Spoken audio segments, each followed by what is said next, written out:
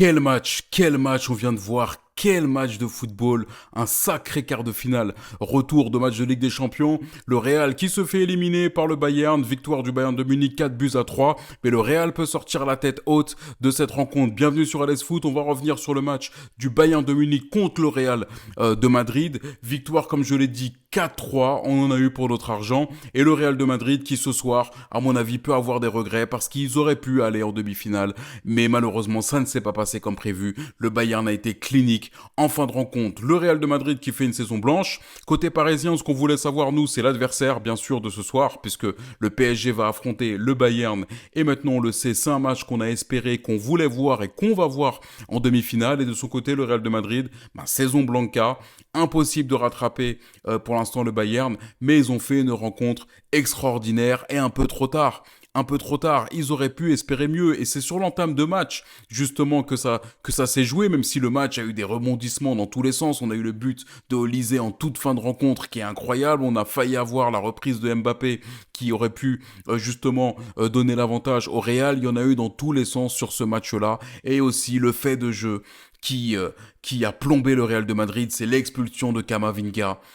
Mais on va en reparler de cette expulsion complètement loufoque. Le Real de Madrid, comme je le disais, qui entame très très bien la rencontre et qui n'aurait pas pu espérer mieux. Il n'aurait pas pu espérer mieux sur l'entame de match. Une erreur de Manuel Neuer, lui qui a été l'homme fort du match aller, se trouve dès la première minute de jeu et permet à Arda Güler de marquer. Ce qui fait que le Real revient à niveau à moins d'une minute de jeu quasiment, et déjà à rattraper son but de retard. On se dit, quand on voit le dynamisme du Real de Madrid et le fait que les joueurs madrilènes sont chauds, qu'ils peuvent passer. Ils peuvent passer, et j'ai jamais vu un Bayern aussi fébrile que sur ce match-là. Ils les ont malmenés, que ce soit Vinicius, que ce soit Mbappé. Le Bayern nous a donné de sérieux indicateurs, et je me demande ce que ça va donner quand tu vas avoir un Dembélé, un Barcola ou un Vara.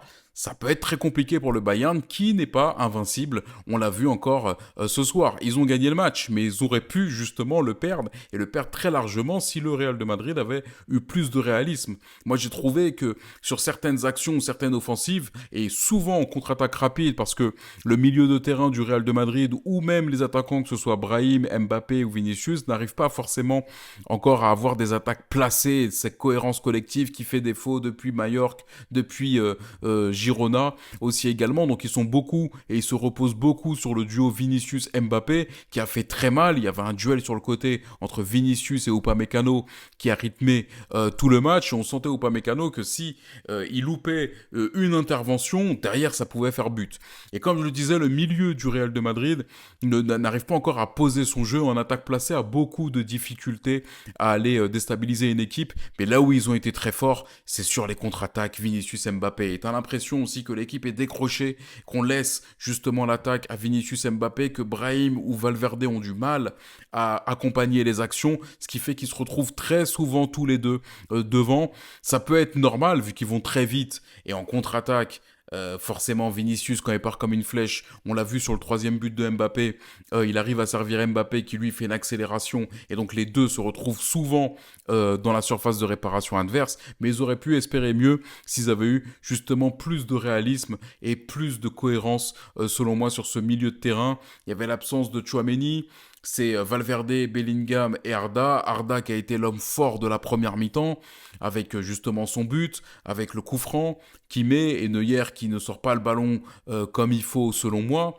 Et le Bayern de Munich, quant à eux, entre Leimer, Kimmich qui est au milieu, c'est toujours solide. Tu sens toujours de la cohérence et de la solidité, et ça arrive bien à combiner, que ce soit avec Diaz, avec Kane, avec Olysée, dont on va reparler, qui a été aussi, encore une fois, un peu en dessous sur la première mi-temps, mais qui met ce dernier but incroyable. Et d'ailleurs, j'ai envie de parler de ce dernier but. On va en parler tout de suite de ce dernier but, parce que ça symbolise justement les équipes fortes, et le joueur aurait pu temporiser, aurait pu aller jouer la touche, parce que ça y est, Jazz avait marqué, le Bayern était revenu et était qualifié, c'était au Real justement d'attaquer, mais Olysée ne se laisse pas démonter, va provoquer justement Mendy pour aller inscrire ce but avec une facilité déconcertante. Donc même lorsqu'il est en dessous, plus ou moins dans le match, et qu'il a du mal à s'exprimer, il faut faire attention à ce style de joueur. T'as aussi Jazz, dont on parle pas forcément autant qu'Olysée, mais qui est très fort sur son côté gauche, qui a été très très bon, et c'est lui qui met justement le troisième but pour le Bayern,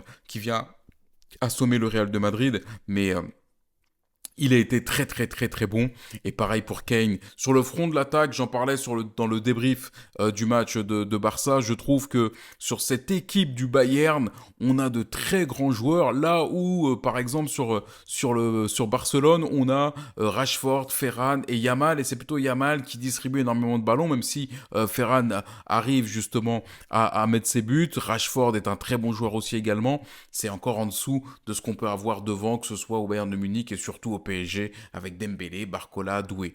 Mais si on revient sur la rencontre, l'attaque du Bayern a fait très mal, surtout en fin du match, et le Real de Madrid aurait pu espérer beaucoup plus s'ils avaient été cliniques, comme je disais, un manque de réalisme. On a eu la reprise justement de Mbappé, on a eu des choix de Vinicius qui n'étaient pas toujours les bons aussi devant, un Valverde qui a réussi à faire une frappe qui a été dangereuse et bien captée par Neuer qui s'est repris en seconde mi-temps, mais encore trop timide. J'ai pas assez vu justement Bellingham sur les phases offensives, j'ai pas assez vu Arda par la suite sur les phases offensives.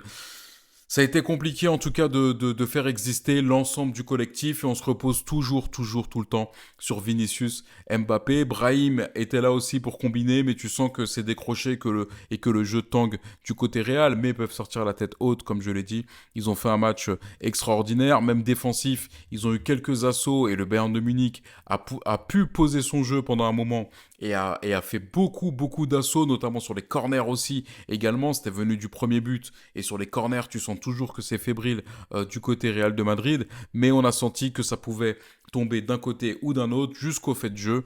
Et le fait de jeu, c'est l'entrée de Camavinga, qui lui n'est pas performant depuis quelques temps du côté de Madrid, qui est le remplaçant du remplaçant, et qui lorsqu'il rentre prend un premier carton jaune bête le premier carton. Alors il est nécessaire peut-être dans le jeu, on va dire que c'est dans la phase du jeu, et le deuxième, l'arbitre est peut-être sévère, mais c'est peut-être pas parce que tu as pris un carton jaune que tu peux garder le ballon. Et je pense que l'arbitre avait complètement oublié que Camavinga avait pris un carton jaune. Et il me semble que c'est les joueurs du Bayern, sauf erreur, qui rappellent à l'arbitre que Camavinga avait déjà un carton jaune.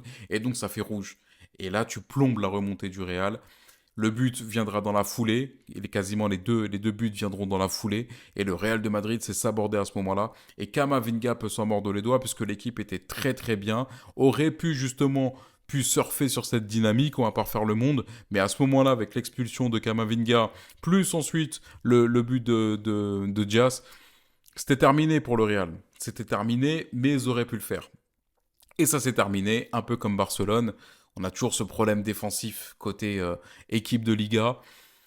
Le Real en prend quand même 4 ce soir. On avait déjà pris 2 justement à la maison, mais je ne pensais pas qu'il pouvait tenir tête de cette manière-là au Bayern de Munich. Et ça montrait justement que c'est tout à fait largement possible pour le PSG, nous sommes bien sûr les favoris, mais ça a montré toute la fébrilité que peut avoir le Bayern de Munich. Donc victoire 4-3 avec les buteurs Pavlovic. Ensuite, on a eu Kane, Diaz et Olysée. Côté Real de Madrid, on a eu ce doublé d'Arda Güler et ce but de Mbappé qui aurait pu être un but salvateur. Lui qui a marqué et qui a dit on est chez nous ici.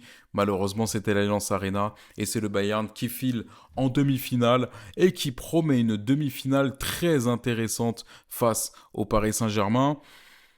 Le duel va être va être très chaud. Le duel va être très chaud, mais on a vu ce que les deux équipes pouvaient faire de bien et pouvaient faire de moins bien. À l'image du PSG qui a souffert contre Liverpool, à l'image là du Bayern qui s'est fait chahuter par le Real de Madrid. Et le Real, eux, qui foncent sur une saison blanche et qui vont devoir se reconstruire sur la saison prochaine. Ils ne rattraperont pas le Barça avec les 9 points. Ça risquerait d'être très compliqué, mais encore une fois, ils peuvent sortir de ce match la tête haute. Et on en a eu, bien entendu, pour notre argent. Dites-moi ce que vous avez pensé justement en commentaire. Qui peut le faire? Est-ce que le PSG est toujours favori face à ce Bayern Comment vous sentez ce match justement face au Bayern de Munich? Quel est selon vous le tournant du match? Est-ce que c'est la sortie de Kamavinga? Je pense que oui. Est-ce que c'est ce premier but aussi qui prennent sur corner? Donc n'hésitez pas à me dire ce que vous avez pensé en commentaire, de laisser un petit like et de vous abonner. Ça fait toujours monter la chaîne et nous on se voit à très vite pour une prochaine vidéo.